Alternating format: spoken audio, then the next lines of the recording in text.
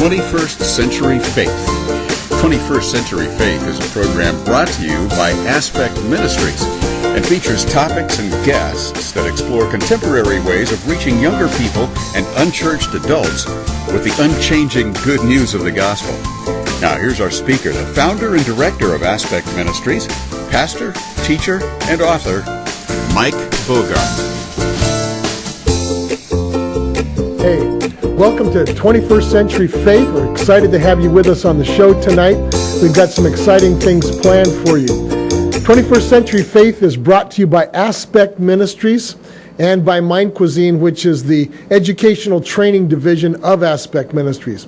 You know, one of the things that we do on this show is we talk about civil discourse. Civil discourse is the ability, actually it's more the art of talking respectfully and productively with people that you don't agree with while maintaining core values. And that's a difficult thing, it's a difficult skill to master. So one of the things we're going to explore as this show takes place, not only tonight, but in shows that follow in weeks ahead, is how to talk constructively in public in a pluralistic society. And by that I mean a society that has all different kinds of belief systems and kinds of people and cultures in it. In a pluralistic society, it is vital that believers, that followers of Jesus Christ, understand how to talk politely, respectfully, and yet Christianly within the public forum. And that's something that we don't often do very well, but it's something that we're going to be exploring on this show and that we have been doing on this show. And yet at the same time, we want to remain distinctively and clearly Christian, followers of Jesus Christ, representing Him faithfully and well in our society.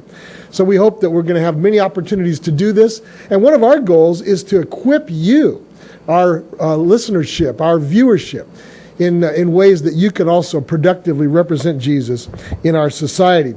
If you're not a follower of Jesus, we hope that you'll listen carefully and closely to us as we attempt to do that by His power and strength.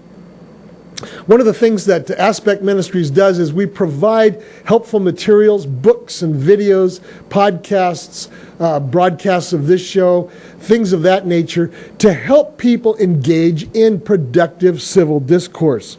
Understanding Islam is an example of that. It's a movie, it's a video 45 minutes long or so that I made on Islam as a Christian and yet somebody who tried to present Islam fairly, where it came from, what it teaches, and the different divisions and issues associated with it, so that we can engage in fair public discourse about one of the big issues of our times. We provide religious videos and books on other controversial issues and ideologies of our time as well. And so you can get those products by going to mindcuisine.com, mindcuisine.com. Go to the products tab and you can order those, and they will get you acquainted with some of those controversial groups and ideas so that you can talk productively about those things in our society. One of the things that we've been very excited about in the last few years, or last year or so, is the video that we made called the 45-Minute Bible. 45-Minute Bible is a once-over quick in terms of what's in the Bible, how it's organized, why we have the books in the Bible that we do, and some of the issues about its relevance in the 21st century, which we believe the Bible is every bit as relevant in the 21st century as it's ever been. That's also one of the products that we offer at mindcuisine.com. Just going to give you a little sample of that, and then we'll pick up with the rest of the show.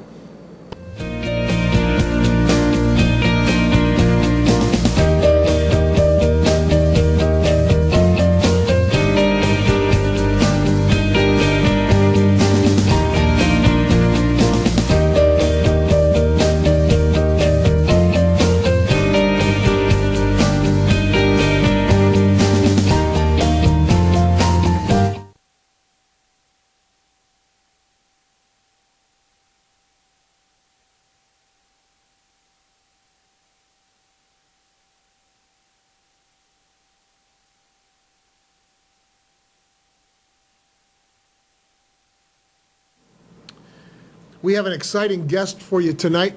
on 21st Century Faith, and I'm going to be bringing him up in just a moment or so after the next break. But I just tell you a little bit about my guest. We're going to be discussing what some people have called some unfinished business that the Christian church needs to take care of in our times. The issue of racial reconciliation. My guest has been involved in a wide variety of ministry in our community, Fresno, California. He's built up a rapport with a lot of different kinds of people in different segments of our community. So I'm very privileged and excited to have Pastor Jymme Foote as my guest tonight. We'll call him up in just a little bit. He just got back from a trip to the Philippines, so it's especially kind of him to come out after so recently been overseas. Well, we've come a long way in this country since the days of slavery and racial segregation. Some of those who worked long and hard to change things for the better were followers of Jesus Christ. For example, many of the abolitionists of the 1800s, not all, but many of them were committed followers of Jesus Christ and led the way in the social change that needed to happen during those times.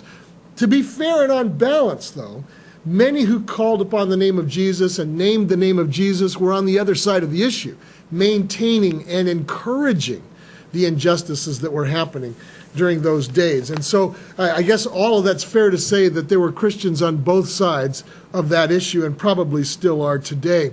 We're going to be discussing what we think is the biblical response to the issue of racial injustice. So let's get some perspective. I want to step back just a little bit and let's talk about what the Bible says about how you treat people and about how different races get along. So this is not all the biblical information that is on that issue, but it's some of the important information. So pardon me if I read just a little bit from the scriptures to give you an idea of what it's talking about. First, the Bible pictures the earliest human civilization, back in the early chapters of the book of Genesis. It pictures the human race as a single race. It doesn't picture different races, it pictures a single race. For example, in Genesis chapter 1, verse 27, it says that God created mankind in his own image. In the image of God, he created them. Male and female, he created them. What we now call races, the Bible doesn't really classify that way. The Bible seems to classify people in terms of language, culture, and genetic descent, but not in terms of race. Those are words that we have applied to those things. We're also told in the Bible that God does not play favorites, and neither should his people play favorites. In Ephesians chapter 2, verses 14 through 16, it tells us this about what Jesus accomplished on the cross, part of what he accomplished on the cross. It says, he himself is our peace, who has made the two groups one, it's talking about Jew and Gentile, and has destroyed the barrier, the dividing wall of hostility, by setting aside in his flesh the law with its commands and regulations. His purpose was to create in himself one new humanity out of the two, thus making peace, and in one body to reconcile both of them to God through the cross, by which he put to death their hostility. There's racial reconciliation for you in a nutshell. In Acts chapter 10:34, we find out that God certainly does not play favorites. When prompted by God to preach to some Gentiles, of course, Peter's a Jew, and God is prompting this Jew named Peter to preach the good news to the Gentiles and to actually enter their house, which would have been a very, I guess you'd say, uncomfortable thing for a Jewish person to do in those days. Peter said these words in Acts chapter 10. He said, I now realize how true it is that God does not show favoritism. In Matthew 25, these are the words of Jesus. Jesus says, inasmuch as you have done this to the least of these, my brothers, you do it to me. So in other words, how we treat people is a reflection of how we really treat and how we really regard Jesus Christ. So those are some sobering words. I want to move on from that biblical background, and I want to read a little excerpt from a very famous, well, what's become a very famous piece of American literature. It's called The Letter from the Birmingham Jail, written by Dr. Martin Luther King, Jr., on April 16, 1963. So pardon me again for doing some reading. Dr. King says, There was a time when the church was very powerful. In those days, the church was not merely a thermometer that recorded the ideas and principles of popular opinion. It was a thermostat that transformed the mores of society. Whenever the early Christians entered a town, the people in power became disturbed and immediately sought to convict the Christians for being disturbers of the peace and outside agitators. But by their efforts and example, they brought an end to such ancient evils as infanticide and gladiatorial contests. He goes on, things are different now. So often the contemporary church is a weak, ineffectual voice with an uncertain sound. So often it is an arch defender of the status quo. But the judgment of God is upon the church as never before. If today's church does not recapture the sacrificial spirit of the early church, it will lose its authenticity, it will forfeit the loyalty of millions, and it will be dismissed as an irrelevant social club with no meaning for the 20th century. Of course, Dr. King can be considered a social prophet of those times, the turbulent times of the 1960s. And yet I think his words still hold just as valid for the 21st century. In fact, it may be that we're getting much later on the cosmic clock, so to speak, to deal with this issue. Now, I don't want to say that the church has done nothing. The church has done many things, and there's been a lot of progress since Dr. King's time. But much remains to be done. And so tonight, the subject that we're going to be tackling is a subject that may be somewhat uncomfortable for people to discuss, even people who are good friends. And the reason I invited Pastor Foote onto the show is because he's a very close friend of mine. We've worked together for many years. I know that he's not going to be embarrassed by the questions that we're talking about, and neither am I going to be embarrassed by his answers. And so I think that this is a wonderful opportunity to take the advantage to really openly talk about some of these issues that we're very hesitant to deal with in the public forum. The issue of the remaining social injustice, the racial injustice that we still have in our country today. An issue that has not gone away completely, an issue that probably won't go away completely unless active, proactive steps are taken to address that issue. Pastor Foote has also been a past president of the West Fresno Ministerial Alliance, of which I'm also a member. We've worked together on a number of issues and a number of projects, along with the other wonderful men and women who belong to that pastoral alliance in the west part of Fresno. And so right after the break, we're looking forward to having that very frank and friendly and warm, and I trust, scripturally guided, spirit-led discussion on the areas of what God's will would be in terms of restoring some justice and some equity to our racial relations here in the United States, but also, probably more importantly, inside the Christian church. We'll be back in just a minute. Don't go away. Optimal Hospice Foundation. Caring support when it matters most. Look us up at optimalhospicefoundation.com. Maintain your independence with the caring support of an entire community at Cedar Creek Senior Living. For more information, call 559-474-4433. We are conveniently located across from Bullard High School on North Palm Avenue in Fig Garden. Morales Wellness Dental offers quality-oriented family dental care and service in a personalized and comfortable manner. As you enter our office, you'll always be greeted by our warm, caring dental team and will be invited to relax in our finely appointed lobby. We have 7 patient treatment suites that feature monitors for your in-op entertainment and diagnostic review. Our comfortable hygienist suites are the ideal setting for regular cleanings and checkups. As safety is our utmost priority, all instruments are put through our modern sterilization center. Furthermore, our sedation suite offers you both comfort and peace of mind during advanced dental procedures.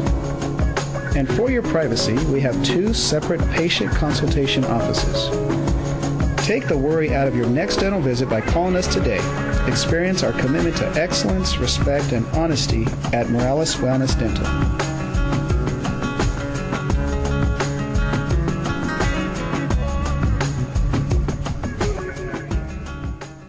Whether your wedding is rustic, vintage, formal, traditional, casual, elegant, or just a little outside the box, Black Tie and Bridal Lace has everything you need to dress your entire wedding party.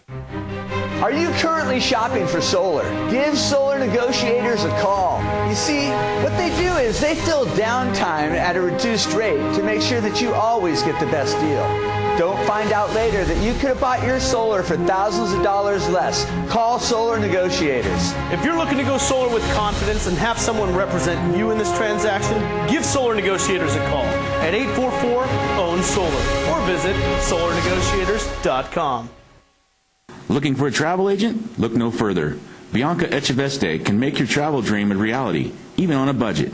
Visit ilovemytravelbiz.com or call Bianca at 559-284-2217. Central.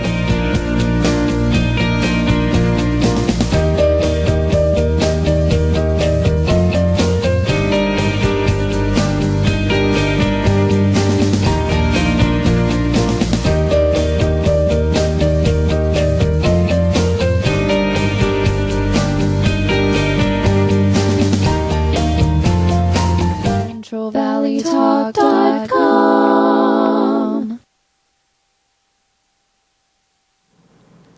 And remember, you can get the 45-minute Bible at mindcuisine.com, mindcuisine.com. Go to the product tab and order that and a variety of other products there.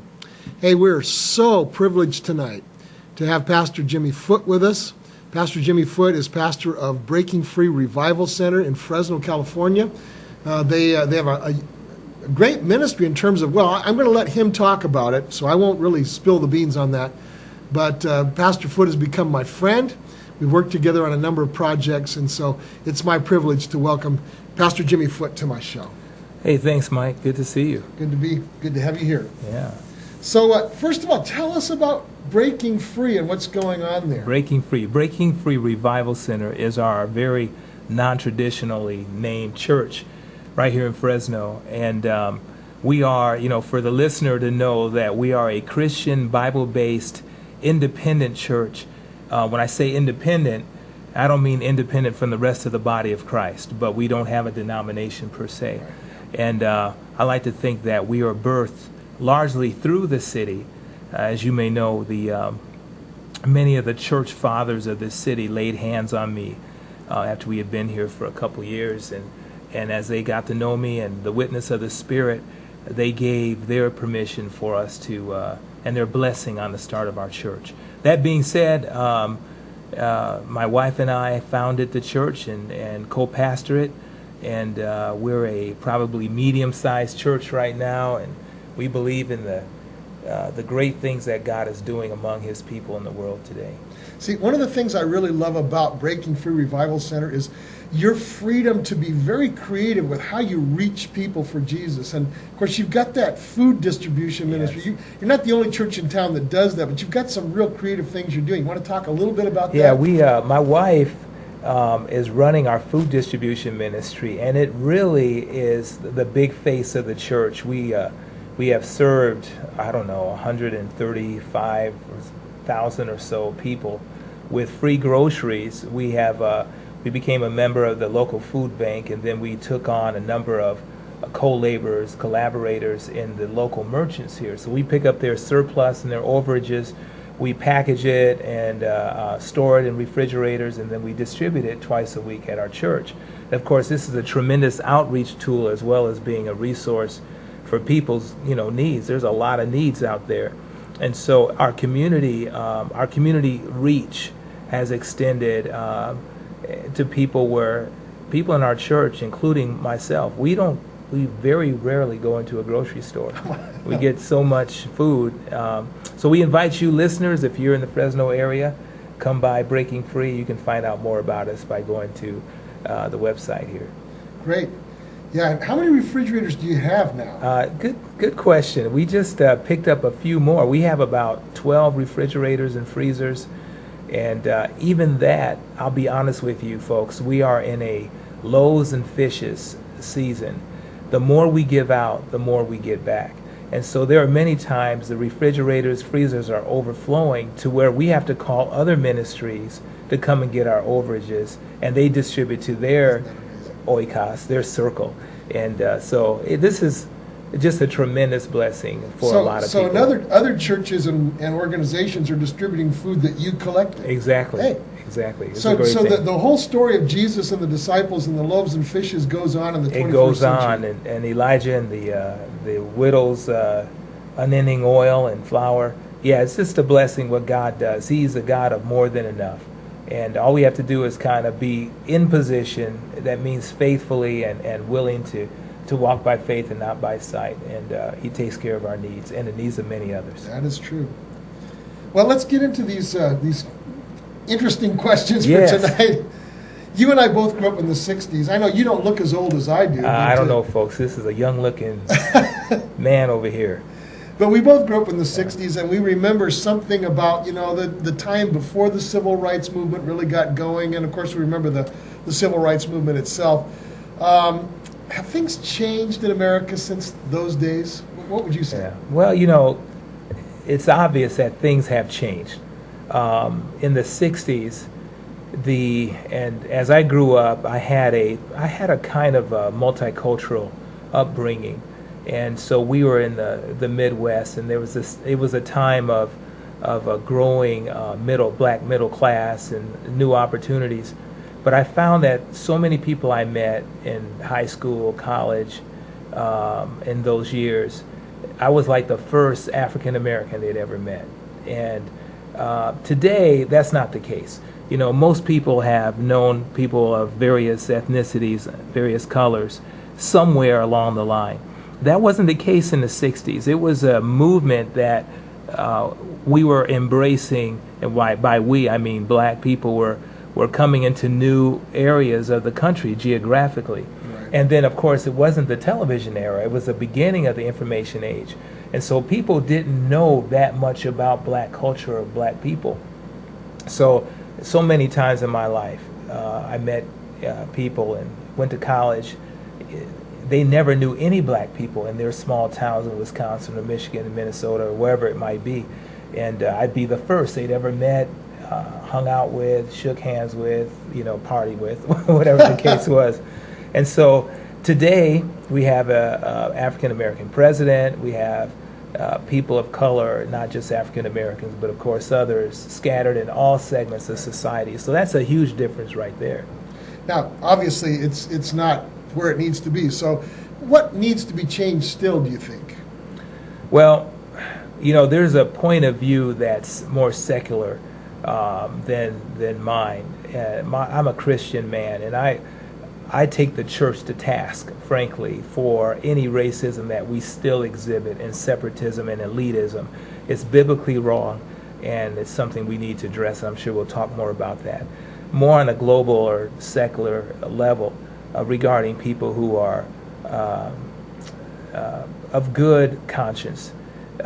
We all recognize that there are just too many walls between us, and there are too many opportunities denied people of color in various parts of the world. Now, what distinguishes this time, the Obama era, is that I think it's been frightening to people as we've seen that even when we have a sitting African American president, we can at the same time have rioting or racial unrest in these various cities. And I think that's very jarring to the American people. Like, haven't we gotten past this? And of course, the answer is no, we haven't gotten past it. There is a great undercurrent of despair and hurt in our cities among people of color. And not to mention other people who are despairing for economic and other social reasons. So there's a real deep hurt in America. America is broken. And I think one of the steps is the recognition that it's not just about hurting black people. It's the hurting immigrant. It's the hurting person who has gender identity issues. It's the hurting person. And all these people are feeling out of sorts. So we have this amalgam or this mixed salad of people who are hurting, who are out of sorts with things, who feel unwelcome in segments of our culture, of our society. So, when you talk about race, and we can hone in on that, we still are talking about people who share the same kind of emotional hurts and anguishes that other people who may not share the same skin color do. Sure. Well, since you brought up kind of the social unrest, let's bring up that clip on the Baltimore riots. Of course, that's still very fresh in everybody's minds. So just to kind of refresh our memory, we've got a little clip prepared for you here, and we'll play that, and then we'll talk a little bit about it. All right. You gonna be the guy that's looking for footage? Oh yeah, he's sitting there and got everybody facing the footage. Motherfucking revolution!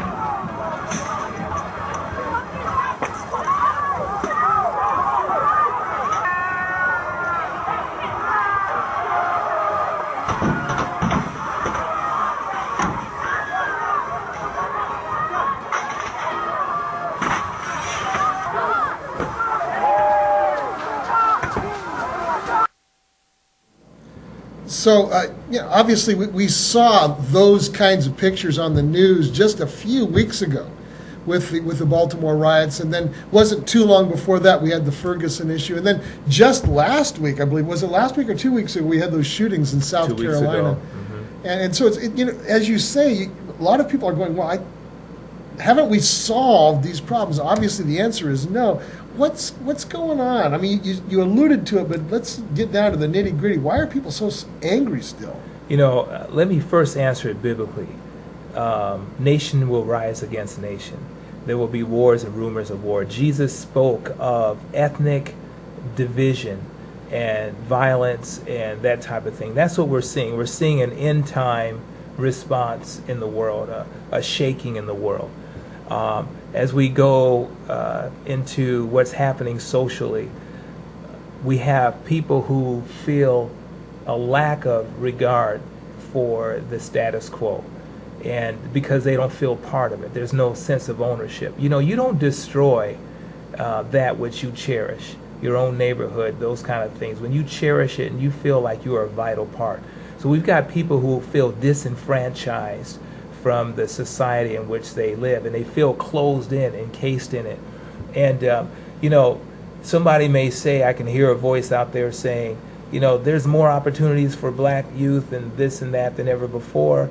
I tell you what, it feels pretty narrow to me in a lot of ways. I know it isn't, because I know so many people, but what's portrayed and what's stereotyped so often is not dissimilar to what we saw 50 years ago. Except now it's the NFL and basketball and rap music and this and that, entertainment and those kind of things. And,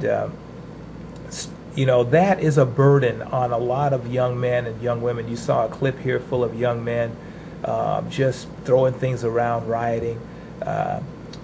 That's part of it. It's despair.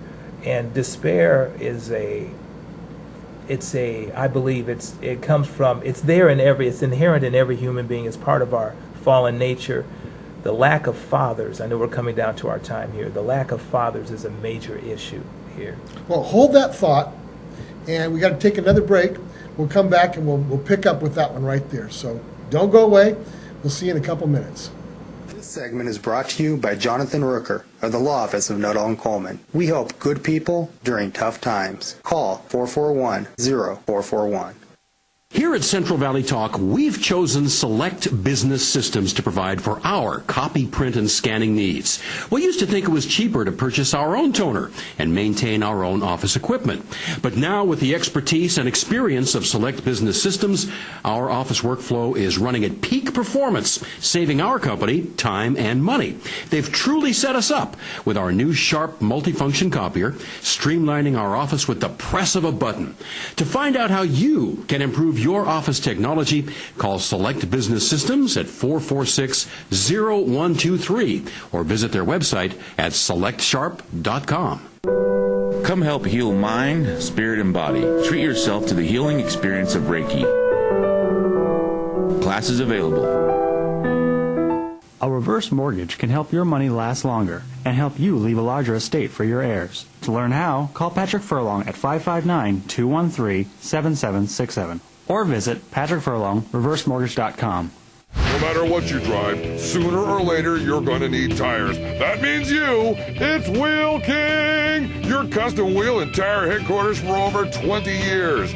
Hundreds of custom wheels and tires in stock all the time. Shocks, brake jobs, alignments, and lowering done the right way. The King has got you covered. The Tired Wheels, see the King. No one else can get attention. Call 225-KING. Blackstone, just off the Shaw, it's Wheel King. Looking for work? Tired of minimum wage? For as low as $200, become certified as a forklift driver at the Certified Forklift Training Center. Call 559-325-8097 or visit cftc.net. At Loss Prevention and Safety Consulting, we collaborate with business owners to protect their profits from theft, fraud, and other financial misappropriations. Call us today for a free initial consultation and put your profits back to work for you. You enter this door with expired tags. Beyond is another dimension, a dimension of regulations, a dimension of long waits. You have reached the registration zone. What looks like an ordinary shop is actually Mitchell Smog, located in the heart of the Tower District, a few minutes from the DMV. Mitchell Smog offers your vehicle a STAR-certified smog inspection. So remember Mitchell Smog when you need to pass through the registration zone.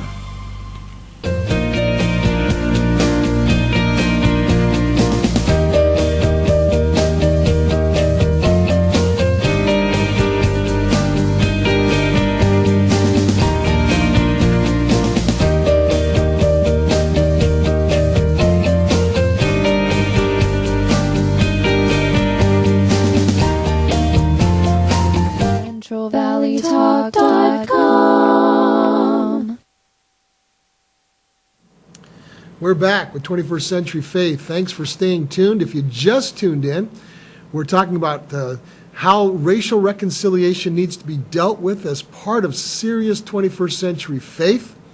And my guest tonight on the show is Pastor Jymme Foote of Breaking Free Revival Center in Fresno, California. So welcome back, Jymme. We've been talking a little bit about race relations, what's changed, what still needs to change in this country. And you brought up the issue just before the last break of the whole fatherless situation with young black men and women. Yeah. So let's explore that a little bit. Well, just a quick little background. I think most viewers know that among black families, it's like 3/4 of the children born, black children born, are born in fatherless families. To single women. Single women, out of wedlock. And so that breakdown of family has occurred, which I might add, I think is a precursor to the society as a whole. We're going to see more of that unless there's a revival, and we have seen more of it in other races throughout our culture. But what that does, the God-ordained and Supreme Court challenge definition of marriage, the father, the male figure, and the woman together become one flesh, and they produce, they procreate, and they both bring to the table something different, moms and dads. When you remove the father, you remove that chastening part of that child's growth. And so you can see these children, these young men out on the street wreaking havoc in the city because there's no restrainer. And fathers Except that one mother. Exactly. But that was the mother, and I'm sure she would say, I would love to have her father or his father out there with that. Where is the father? That's the question we need to ask. Bless her heart, but where's the kid's father? Right. So that's what's happened in the black community. Mike, years ago, I did some, I remember the first time I went to a California Youth Authority camp, a band I was in. We went up there to minister, and I drove up into the mountains, into the hills, and we got to this place, and the first thing I saw was like dozens and dozens of young black men from all over California, Compton and Oakland and wherever else, and they just had that hurt in their eyes, and they looked at me with a longing, and it just touched my heart that these young men, these were the same guys I grew up with, really, who made some mistakes, but they didn't have, to a large extent, the restrainer of the father in their lives. And then I went on to do some more prison ministry here locally in the Valley, Central Valley, and I saw so many black men. And they said, these are older figures, that 25% of African American males were somewhere in the system, the judicial system, whether prison, parole, whatever it was. It's a horrible thing, and our friend H. Spees called it satanic, and I think it is. I think it's a satanic. You know, you bring that up, and just a memory just flashed into my mind. When I was a seminary student at Denver Seminary, this is back in the late 70s, there was among the few black students in our student body, was a young man who had just gotten back from Vietnam. He had been a Black Panther before Vietnam and had become a believer in the whole process, and he was in seminary. And he invited me one weekend to go with him to the Colorado State Prison to be part of the ministry team. And I said, well, why me? He says, because you're white. He says, and there aren't many white folks who want to go because we need somebody to represent that small population of white prisoners. Right. And it just dawned on me, my gosh, it is in Colorado was overwhelmingly minority.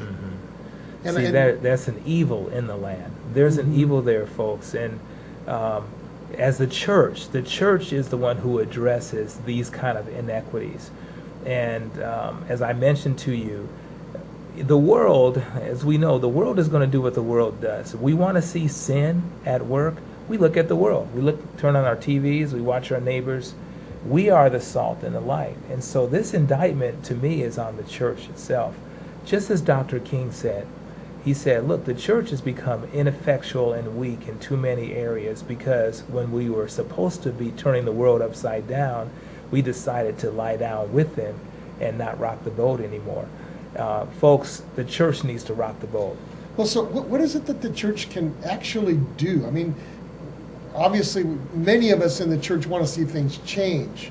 But what are some things we can actually do to help this fatherless issue or to make the church more integrated or whatever needs to happen? You know, the easy and the best answer God has given us, trust the Holy Spirit. You know, we have the enabler and empowerer inside of us who helps us to work out this message of reconciliation. That's what we are. We're ministers of reconciliation. So unless I be misquoted, misunderstood, I certainly have seen signs, and we've seen signs now for decades. As you mentioned, Christians were always on the forefront of positive social change, whether it's building hospitals, preventing infanticide, understanding, like Augustine said, what a just war is. You just can't go to war because you got a headache or something. Right. There's a reason, and that was a Christian man who identified the reason for war. It's got to be a just war, and that's something America wrestles with today. Christians have always, slavery of course is a greater example, have always been on the forefront of positive change. The world needs us to step up, but we need to trust the Holy Spirit. We need to pray about these issues and know that no one person can do everything except for Christ. Right. And He's done it all. So now our job is to be led in those arenas and areas where we can be effective. Now, for some people, I just came from the mission field in the Philippines. There are some people who are with us who are full-time missionaries, and they felt called to be in the Philippines as Americans and to work for the kingdom. And some in more subtle ways than others. Some are overtly preaching, some are just building something and rubbing shoulders with the natives, or teaching locals how to be more effective pastors and leaders. Other people are short-termers, like me. You know, I know I'm called to minister in the United States. However, I certainly am glad to give 2 weeks to the mission field that does something for the Filipinos or wherever I may be, but also for myself and the people that I'm working with. And all that to say is, for each individual, each Christian believer, there's something you can do. There's something that you can do to help bring change to our society. Some of you are painters and builders. Some of you are talkers.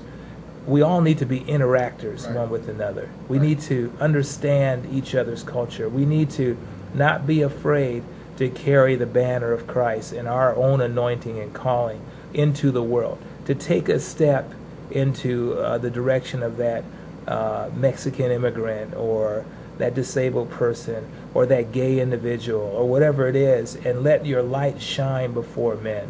And trust God to give you the language, the heart, those issues to let Jesus be seen in you. Right. So with whatever skill set, experience set, and inclinations in terms of, what our desires for being involved in things, we just bring those to the table and let God work through them and be careful to present the real gospel of Jesus Christ. That's right. I want to read it. I'm sorry, go ahead. I was just going to say that starts with loving people. What do? We love people. Well, and isn't that at the core of the gospel? Yes, absolutely. I saw a little podcast by Dr. Tony Evans recently. I don't know if is he associated with Dallas Seminary now? I can't remember. I think he is, yes, and he's well known. Right. I've heard him a couple times in different conferences. Quite a powerful speaker. He made the point in this podcast that the situation for African Americans in the United States is very different than Caucasians.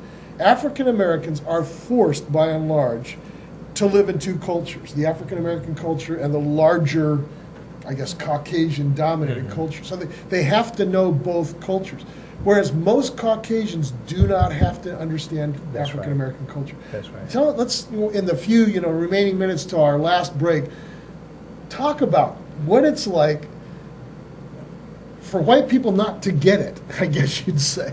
Yeah, people can tell by the way I speak that my education has taught me to speak Caucasian, if you will. And that's really a good point by Dr. Evans.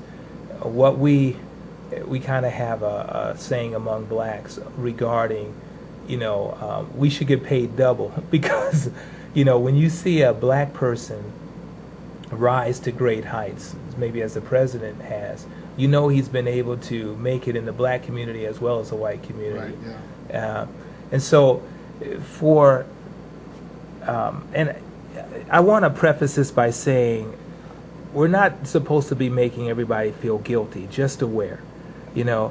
But the thing is, for most of my white friends, they have no idea of what it means to change the aura in a room when you walk in, to be the only Caucasian in a room full of blacks. Now, some do. Some have had that experience, and it wakes them up. And some of my good friends and yours have had that experience. They know what it's like to be the only white person in a room full of brown or black people.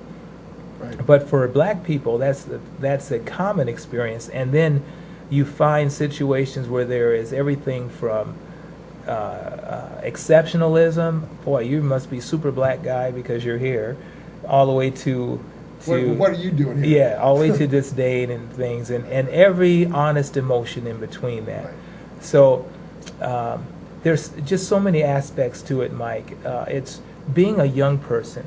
When you are an adolescent or you're 12, 14 years old, and you're already experiencing the changes. I don't care if you're black, white, brown, purple, yellow, whatever you are. Your hormones go through things. You're comparing yourself to the movie star, the pin-up girl or guy. But you're going through those personal changes, and then on top of it, you discover that you're black. Yeah. And that is an added burden to just growing up. Well, we've got a break coming up. I don't want to stop you in the middle of a thought, but we'll continue that thought when we come back in just a minute, so stay tuned. Optimal Hospice Foundation. Caring support when it matters most.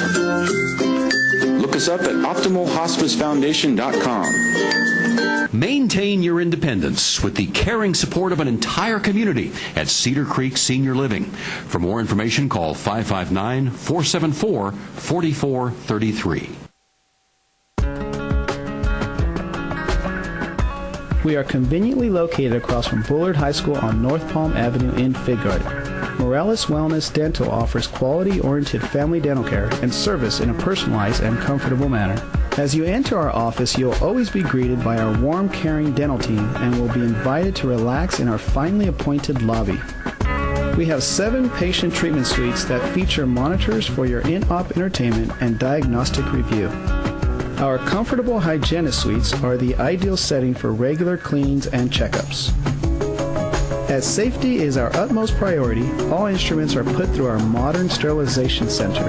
Furthermore, our sedation suite offers you both comfort and peace of mind during advanced dental procedures. And for your privacy, we have 2 separate patient consultation offices. Take the worry out of your next dental visit by calling us today. Experience our commitment to excellence, respect, and honesty at Morales Wellness Dental.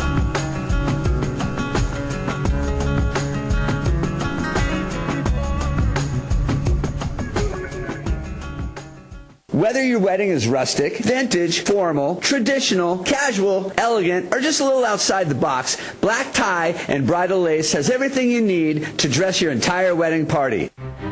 Are you currently shopping for solar? Give Solar Negotiators a call. You see, what they do is they fill downtime at a reduced rate to make sure that you always get the best deal.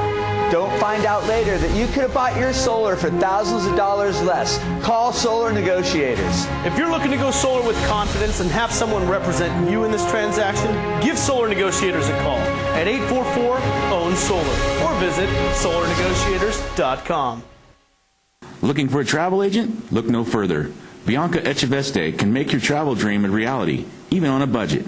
Visit ilovemytravelbiz.com or call Bianca at 559-284-2217. Central Valley.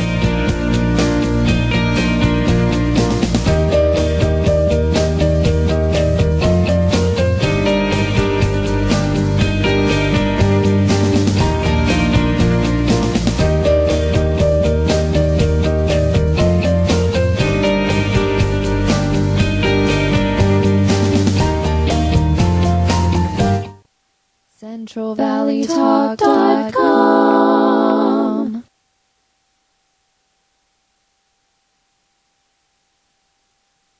Hey, we're back with 21st Century Faith. Thanks for staying tuned to our last segment. And we have with us tonight Pastor Jymme Foote, Breaking Free Revival Center. We're talking about the issue of racial reconciliation as a vital element in 21st Century Faith. So, before the break, we're talking about, I guess you'd say, identity issues and what it's like to be a black person or a person of color, let's say, in a larger, more Caucasian-dominated culture. So let's pick up the thread of that and explore that a bit. As I was thinking about it, we live in a time, I like to call it the information age, and we see technology has allowed us to do what's probably most dear to our hearts. It's to do selfies, right? And we videotape each other, and we magnify the human experience through the arts. So the greatest art form the world knows, maybe has ever known, is film. And television is there, and 4 of them in every household now, or something like that. Computers, cell phones, all those things, and we're always watching and learning from what the media expresses. Now, when I say media, I don't mean just ABC and Time Warner and this. I mean us. These are people. And what do we do? We portray ourselves in the light we want to be seen as. And when I watch movies coming out of Hollywood, TV shows, we know they shape opinion. I just recently saw a program about the 70s they showed on television, and they highlighted All in the Family and how Archie Bunker and all that, they broke so many taboos on television, and they really did inform people, not always in a positive way. We already know that. So what are people being taught about black people, about immigrants, about race relations? And when I watch a Hollywood movie, you know what I see? I've seen this all my life. Whether it's Tarzan, Shirley Temple, James Bond, whatever. These are white people who are the superhero. And if there's a black person involved, he's not usually a Shaft or something like that. He's usually the second guy. He's the helper. He's the helper. Now, whether he's not necessarily Stepin Fetchit and the butler type of guy, but he's certainly there to help the white guy look better. Now, there certainly are exceptions to that rule, cue Will Smith or something like that. I think Disney, in some degree, has done a decent job in portraying a multi-ethnic environment. But by and large, I'm reminded by TV and movies that I am a minority. And speaking to Christians out there, I just want to encourage you. God never said a believer is a minority. He said you and God become a majority. And see, that flies in the face. The way the world portrays me is not how God sees me. And that's the key thing for all of this. God has already established us in Christ in the heavenly realms, far above rulers and principalities and powers and strongholds. And racial segregation and elitism and all those kind of things are strongholds that deny the authority and the power of God. So let's pick up on this. This isn't one of the questions we talked about beforehand, but several times you mentioned President Obama. And, aside from the man himself and his policies themselves, what I have sensed is there's a symbolic representation that he has in terms of he's the first black president. This idea that it's about time we were represented in the White House. And I don't want to get into the man himself or anything like that, but it seems to me like there's a very important thing that he represents to the black community. He's not a helper. He's the big guy. Right. He's the guy that sends in the drone strikes. He's the guy that sets our monetary policy. He's the guy that appoints Supreme Court justices. I mean, it doesn't get any higher than him. Commander-in-Chief. Yes, and this is a huge, I guess you'd say, milestone for the black community. So you want to address that a little bit? Yes. That is a fantastic thing. I was just at my brother's place. He has a quote by Robert Kennedy 40 years ago, not long before his assassination. And he says, the way things are going for the Negro, that was the word they used in those days, today, is that I can see in 40 years having a black president. Robert Kennedy said that. That's about right on. Yeah, that's right on cue. And it is progress. He was speaking about progress. And this is such a shining light. Now, it also, it exposes that lack of synergy that some people have with having a black boss. Because really, if you are raised to think that a group of people is inferior to you, as many whites are, then when you have a black president, that's very difficult to embrace. And I see that all the time, and all of us have seen that. However, him being elected shows that there is an effort, and an overwhelming effort, to change what had been the status quo. And that's a hopeful thing, is that working together, there's something the United States has. My African friends tell me this. They say Africa is bigger than North America. It's got greater resources, greater history, so many things, wide range of people groups, et cetera, but it doesn't have something America has. America has the United States, and Africa has the divided nations.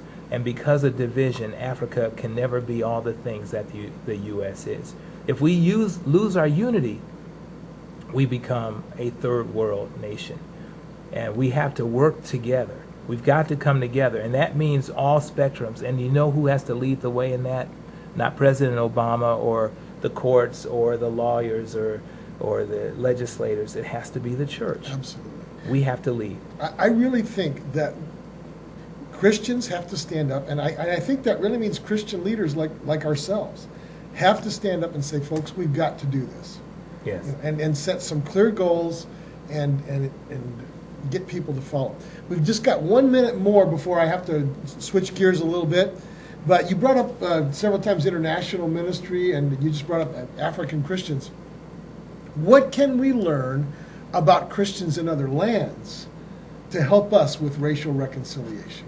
We can learn this. My cousin was just sharing with me the other day. She said in Toledo, Spain, there is a place of connection. I think because of the Moors, the Christians, and the Jews. Right in Toledo, there's a place where there is a mosque, there's a temple, and there is a church. And people gather there. And the three world great religions are there. Yeah, Spain used to be called the land of the three religions. Yes. Yeah. So you're a historian, you know that. I am a Christian man. I'm not afraid to be in a marketplace proclaiming my Jesus in peace, if you're willing, if you want to be there with me. My God is the God of heaven and earth. And I think Christians need to recognize our God wins. these are bleak days in the eyes of some, but I think these are the days of the greatest opportunity for the church, and we need to step up to the plate. Well, we could go on and on and on for several more. You know what? We may have to do that. We may have to come back again and pick up with some of this in the future. But thank you so much. Hey, thank you, a brother. good friend, for being here. And may God bless you and your church and what you're doing here in Fresno. Thank you, Mike. I enjoyed it very much. God bless you. Well, I'm going to move now to the mentoring moment, which we try to save in every show. And some of you have kind of gotten used to the idea. My father, in his 80s, has been kind enough to write some mentoring advice to me. So I'm just going to read his letter. He said, "Hi, son. The Olivet summer is heating up with lots of humidity. Many folks are headed for the nearby lakes. Not me. I'm content to do a little writing and enjoy the comfort of central air conditioning. So here goes an open letter from Mount Olivet. The so-called hate crimes involving racial issues that have been highly publicized during the past 3 or 4 years is a concern to most Americans.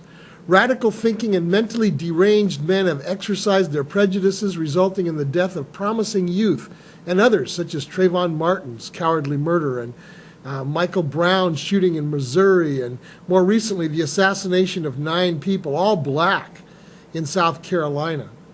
While all 3 of these hideous crimes were committed against black Americans, the undertow of prejudice is not limited to them.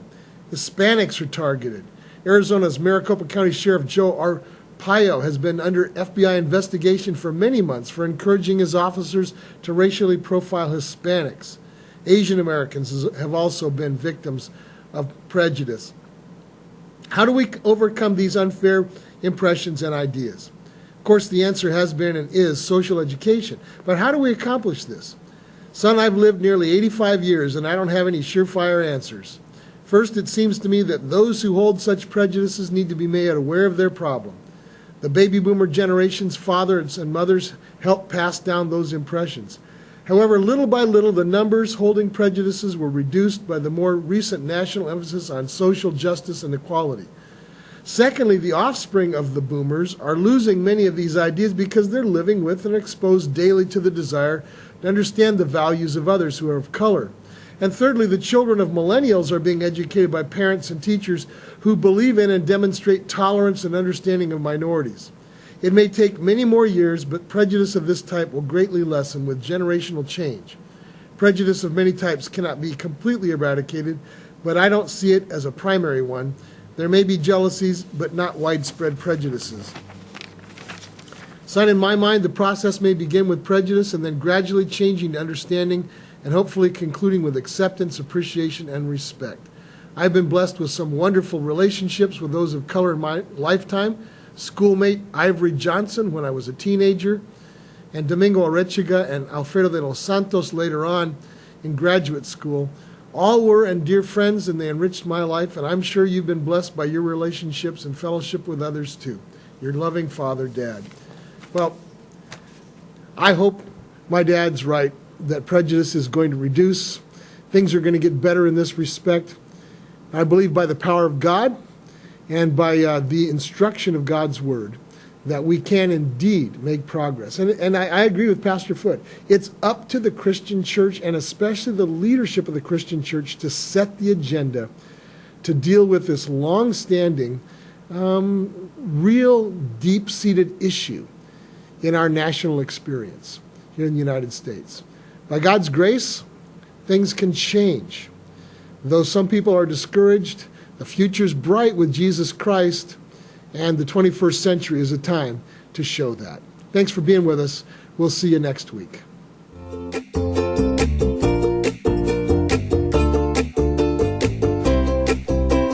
Thanks so much for joining us on today's 21st Century Faith.